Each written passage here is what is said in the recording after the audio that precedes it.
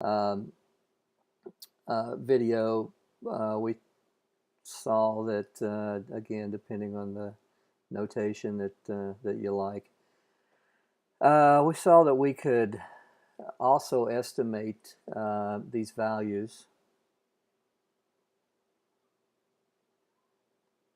And again, so far we've looked at it in terms of least squares, but we've also saw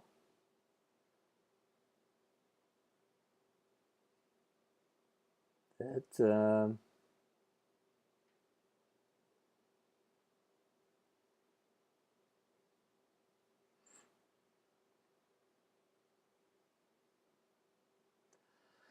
we could get our parameter estimate using this formula. And we also saw that our parameter estimate,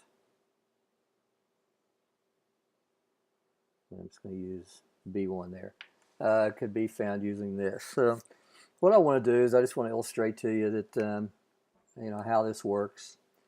Not going to be, you know, a lot going on here. It's just another way to estimate I'm sorry, to calculate the parameters, the estimates of the parameter. I will get it out, promise you. So so far we've you know, looked at one way, which was least squares. So that's one method we've used to come up with our estimates of the parameters of our model. And a second way is going to be what I'm going to show you here. And then in, I don't know, a week or so, we're actually going to get into the matrix approach, how we use matrices and operations on matrices to come up with the estimates. So guys, what I want to do, I'm eventually going to move over to R. And I just want to be able to take a data set like XY. And I want to first of all be able to create a column of the differences in our means for obvious reasons, because we're going to need that. Then we're going to need to sum it up. Another thing I want to be able to do is to create a column of y minus y bars. Now, guys, I'm using R here. I mean, make sure I've got sound going on here. Hold on just a second.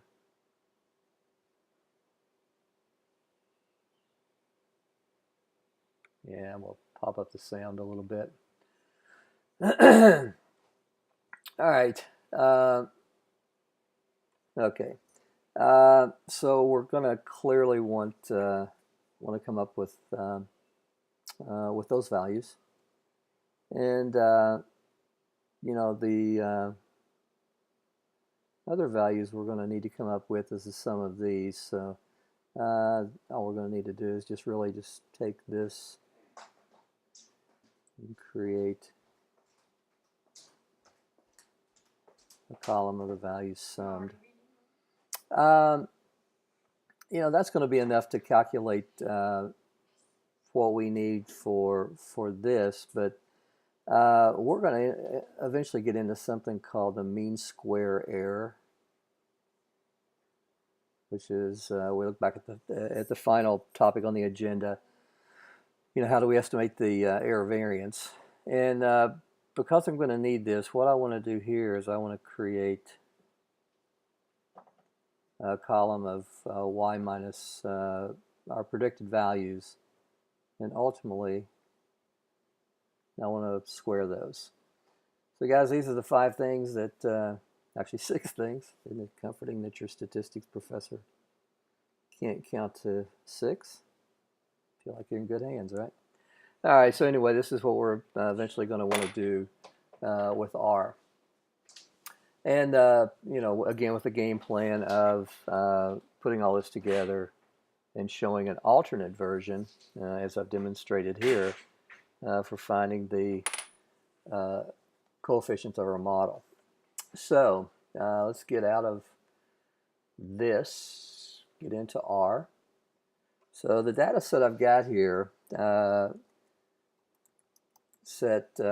pertains to Let's see, what is it? Which one am I going to use?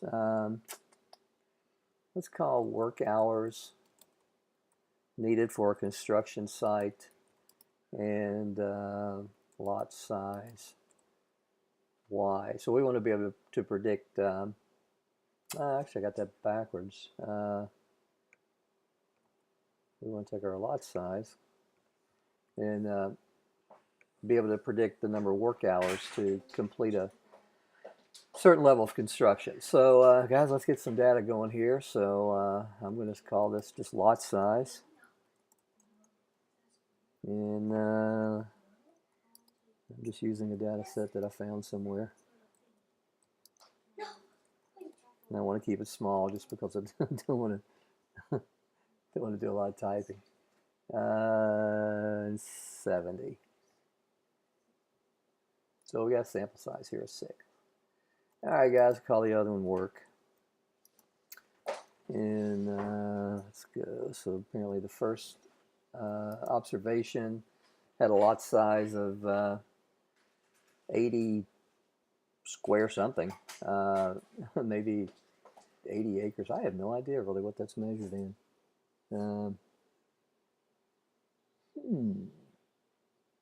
Okay, well, it's certainly not 80 square feet. I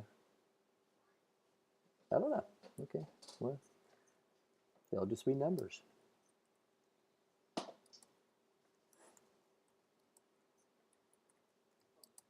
And 323. All right, so we got six measurements, and the first thing I'd want to do is look at a plot of lot and work, and we have a linear tendency, so I don't see any reason to fit with a nonlinear regression. So I'm going to use simple linear regression here. And the next thing I would do is I would create my model. And so I'll use linear model. And I'm going to take work and predict it with lot. Now when I hit model, I get very, very simple output here with the intercept and the slope.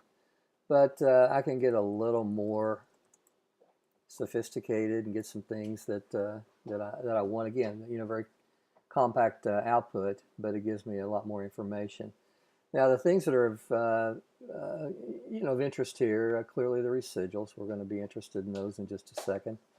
The coefficients, again, we don't get any more right here under the estimate column than we get right up here from the simple coefficient output. But we get standard error, which gives us an estimation of variance controlling for sample size. We get a t-value, so a location in the t-distribution, and ultimately get a probability. You can notice here that our intercept is not statistically significant, and our lot is statistically significant. We typically don't worry about the intercept. There it is, 17.48. We'll use it in our calculations, but it's not a source of information. I'm sorry, it's not a source of importance. But we do care about this. So according to this model, and by the way, the next video, video number 22, is going to be on maximum likelihood estimation. And then video number 23, we're going to get into inference. So it'll be at that point where this will all hopefully start to make more sense. Now, something that we're going to investigate here, the residual standard error, well, that's the final topic on the agenda. And we can go ahead and, I'm going to actually go ahead and write that down, that the residual standard error is 36.27. So the final topic on the agenda for this video is to give you an illustration of how that calculation is actually made. Multiple R squared, adjusted R squared, we'll get into that a lot more. F statistic just gives us a preview of our ANOVA. And of course, when you got one predictor, we get same p-value here. All right, guys. So let's try to create the output like I gave you earlier. So I'm ultimately going to use data frame. So I'm going to call the first just difference in x, and ultimately this is the difference in the x values in the mean. So what I'll do here, x was my lot, and I'll subtract the mean of lot. So differences in x would be this column, and ultimately I want to square that, but I'll take care of that in just a second. Next thing I want to do is the difference in y's. And again, it's technically the difference in the y and the mean for y. So we have work minus the mean for work. So diffy, the difference in y, is going to be this. Now, of course, to find the sum of something, all we have to do is just sum up. So the sum of our y's, the difference in our y's is y minus y bar is equal to 0.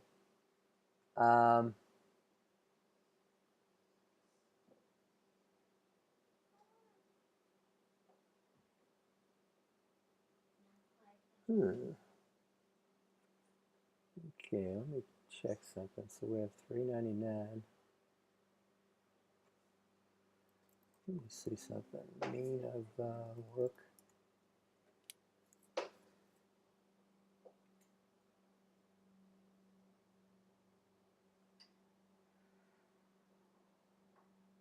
So we get so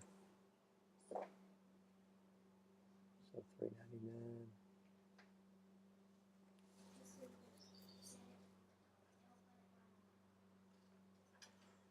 Okay, which okay, good. I was thinking of something different.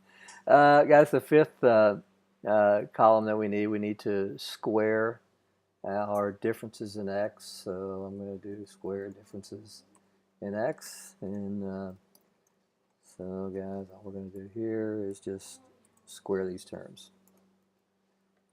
And those of you that are, really kind of handy with your TI 83, 84, whatever version of Texas Instrument calculator, this could easily be done using list 1, list 2, list 3, list 4, and so on and so forth.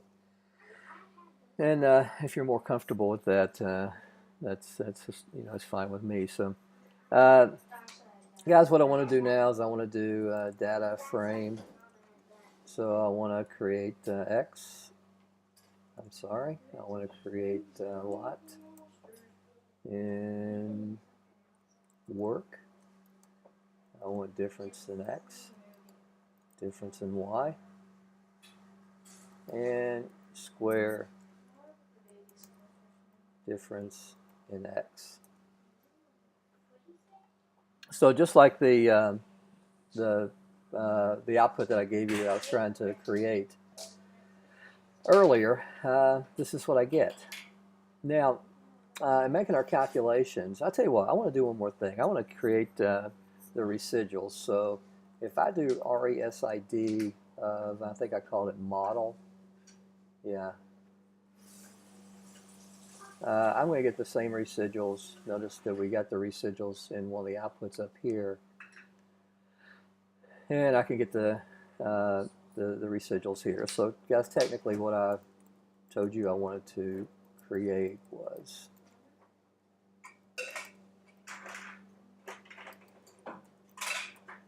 you guys, clearly you can create these, name these however you like. All right, so ultimately let's go back to our calculations. So I'm going to call it beta 1. Can be found by taking the sum of the products of our diff x times diff y. And of course we divide that by our square difference. Well, actually sum of square difference.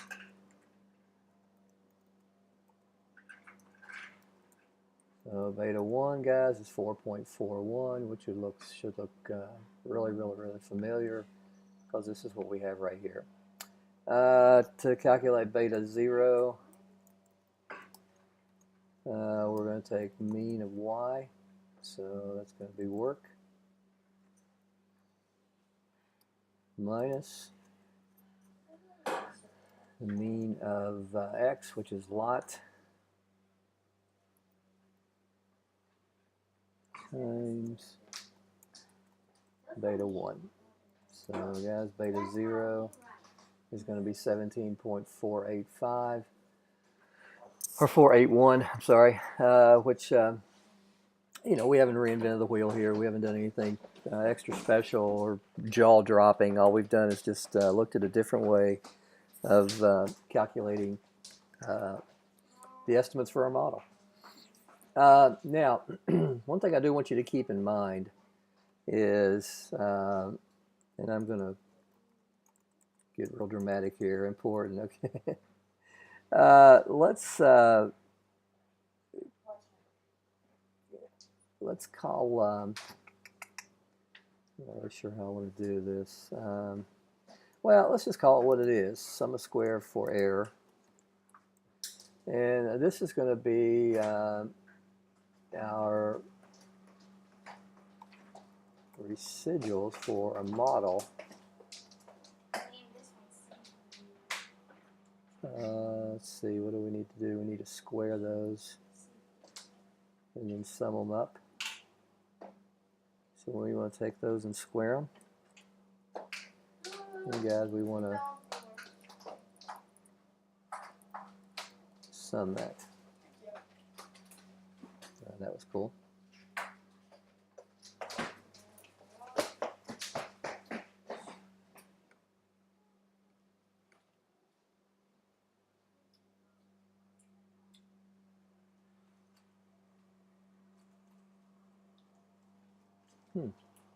Interesting. Like I need some more memory.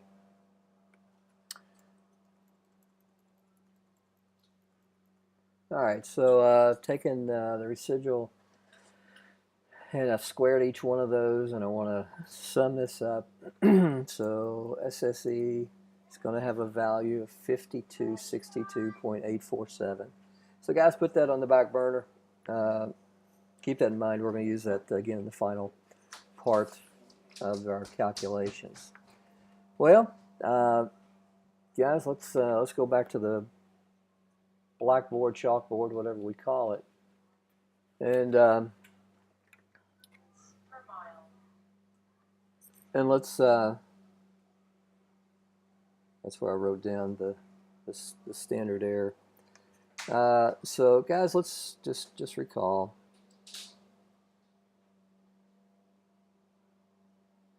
A residual,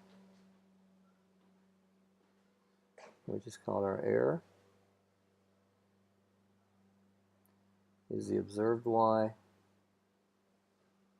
minus the predicted y. So sometimes we refer to this as the error for the ith term is the observed y for the ith term minus the predicted y for the ith term. We were clearly interested in summing up the errors, and we're interested in summing up the errors squared. Now, what I want to do now is just give you some properties of the line of regression. So, properties, as you probably know, are those things that creep up weeks later, where you use them to you know, complete certain types of proofs. So, guys, one property that I want you to be aware of is the sum of the residuals.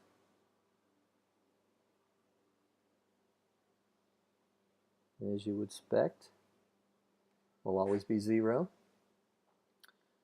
Another property is the sum of the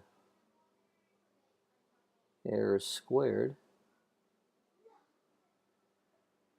is a minimum.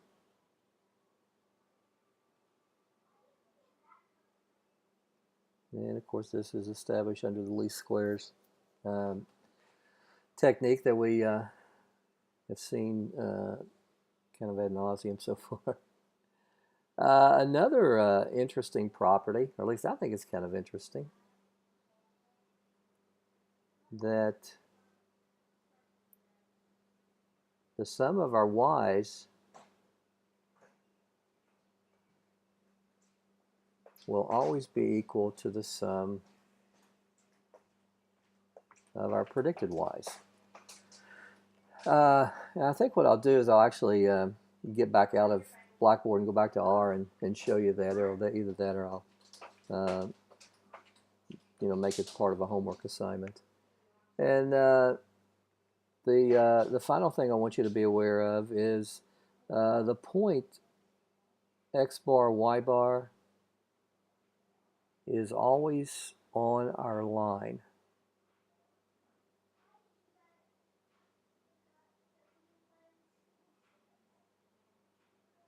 I think that's a horrible way to state that, but what I mean by this is, I was running out of space there, is that our regression line will always pass through the order pair of the mean of x and the mean of y. You're going to see this again. This is going to be a homework assignment question. It's a very, very, very simple proof.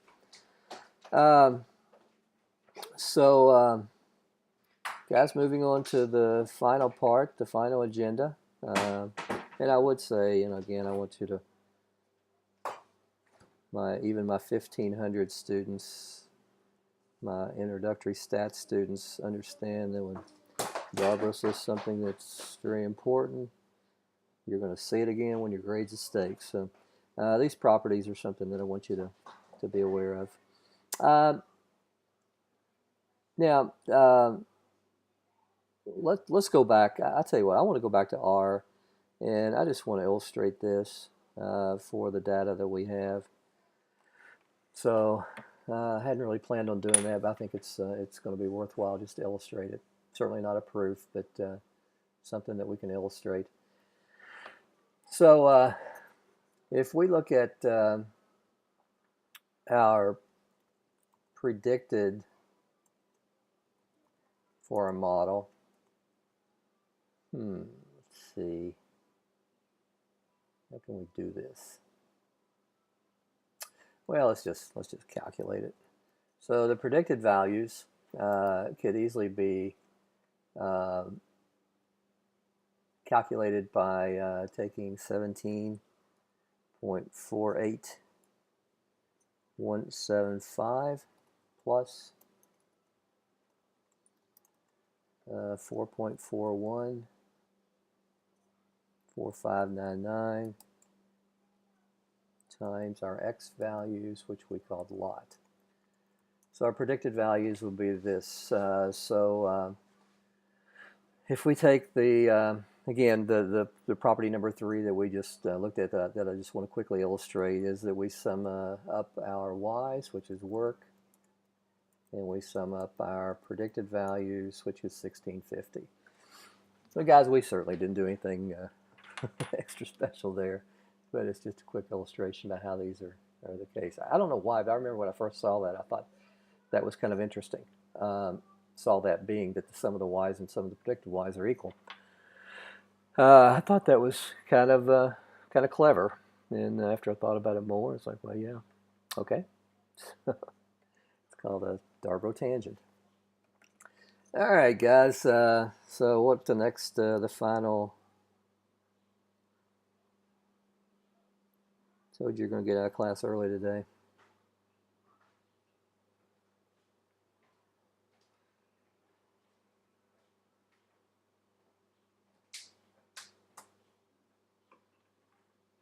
All right, guys. So this part, we do the estimation of the error variance. Again, errors. I don't know what terminology does it for you, what makes sense, but some of my students just flip out when I call it the error and seem more comfortable when I call it the residual. But what we want to look at ultimately here is we want to get a statement.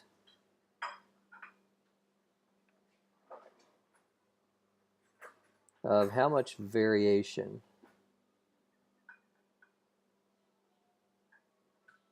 we have about this line. But more technically, what we do is we do that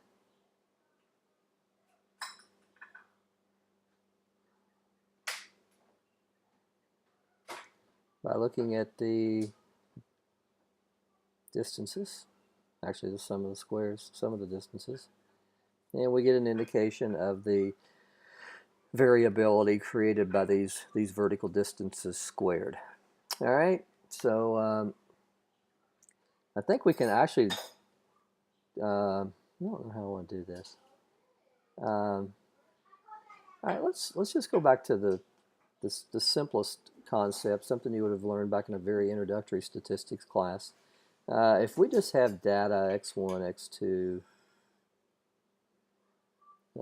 up to xn, and we want to talk about the variation in these measurements, well, we would be interested in, again, this is a simple random sample from a larger population. So if we want to look at the variation,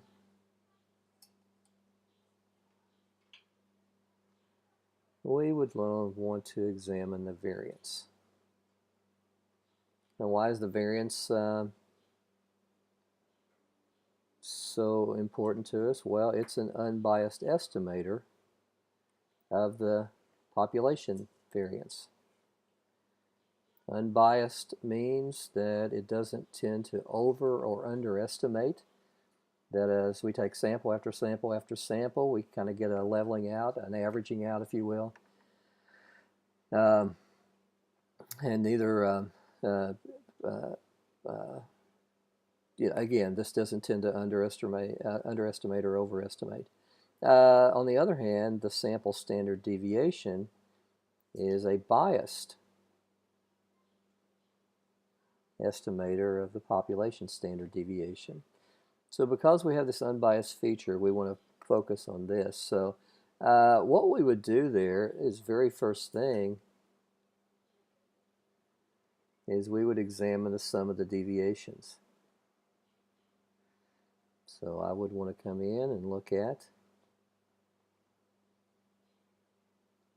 these values. Well, one of the first things that you probably examined when you looked at the sum of the deviations is the sum will be equal to 0. Well, therefore we look at the sum of the deviations squared. Now, the next thing we would do is we would come in and divide by the degrees of freedom.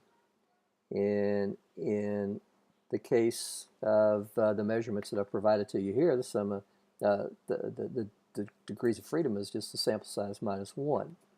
Now, we can take this as kind of a basis, if you will, to take a look at the variance of in our regression model. So let's see how I want to do this. All right, let's just start with the basics. We know that the errors are y sub I minus the predicted. And we seek out the sum of the errors squared, which would clearly be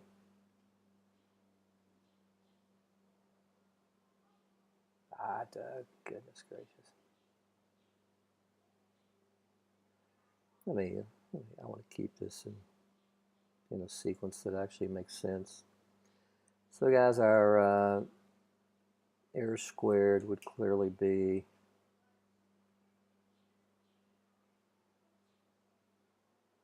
this. So guys, we're interested in the sum of the error squared.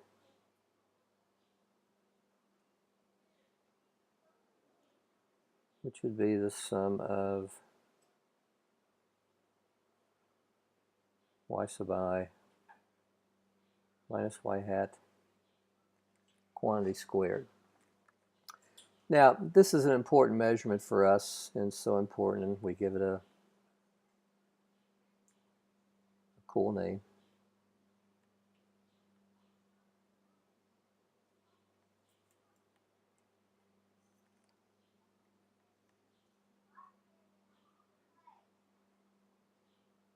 And I call this the sum of squares for our error. Now, putting this all together, we are actually going to, again, we want to estimate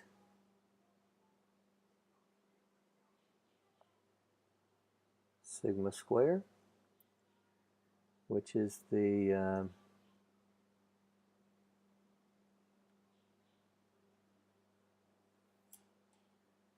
error variation. And the estimate that we're going to use of this is s squared. Guys, s squared is going to be our mean square error divided by our sum of squares for the error divided by its degrees of freedom. So we saw that the sum of squares is the sum from I equal 1 to n of y sub I minus y hat sub I quantity squared over degrees of freedom. And guys, our degrees of freedom here in this model is n minus 2. And the reason we have n minus 2 degrees of freedom is 2 degrees of freedom are lost because we used beta 0 and beta 1 to estimate our mean responses. So because of that, we have degrees of freedom n minus 2. Well, guys, clearly our goal is to find s.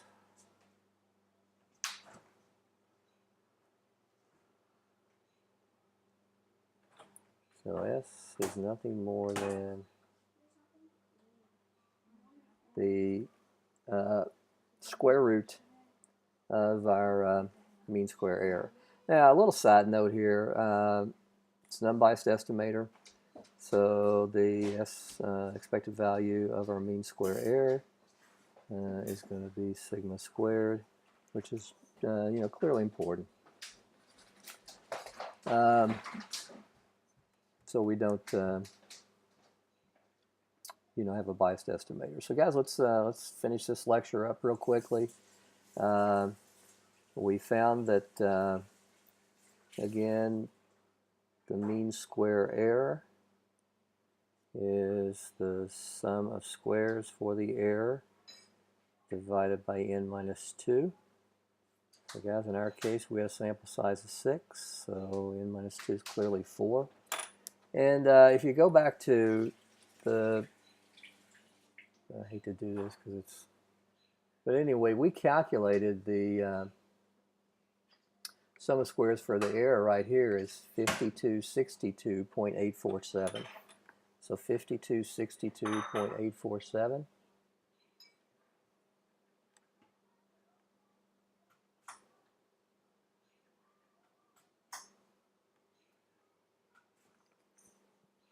Let me get my calculator out here.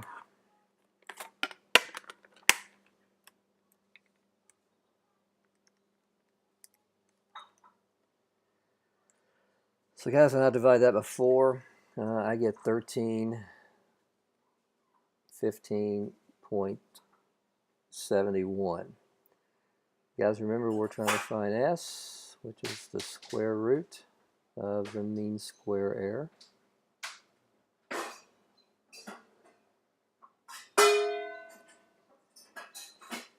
Which will be the square root